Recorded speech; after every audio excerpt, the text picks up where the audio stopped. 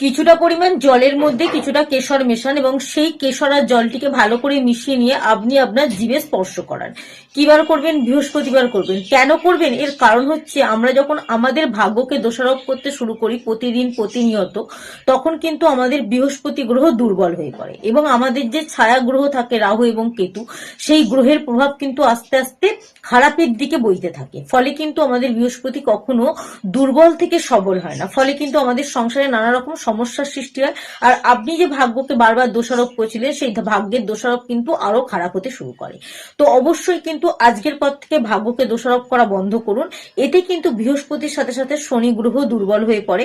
তো কি করবেন? যদি মনে করে থাকেন যে আপনার এইরকম ভাগ্য খারাপ যাচ্ছে, তখন আপনারা কি করবেন? প্রতি বৃহস্পতিবার কিছুটা পরিমাণ জলে একটুখানি কেশর মিশিয়ে সেটিকে ভালো করে মিশিয়ে নিয়ে আপনি আপনার জিভে স্পর্শ করাবেন এবং মনে মনে ভাবতে থাকবেন আমার ভাগ্য কিন্তু সবার থেকে ভালো। এবং কর্মের প্রতি যদি মনোযোগ দিতে পারেন, আপনার ভাগ্য বদলাতে কিন্তু বেশি দিন সময় লাগবে না। তো অবশ্যই বিশ্বাস এবং ভক্তির সাহায্যে করুন, আর আজকের পর থেকে ভাগ্যকে দোষারোপ করা বন্ধ করে দিন।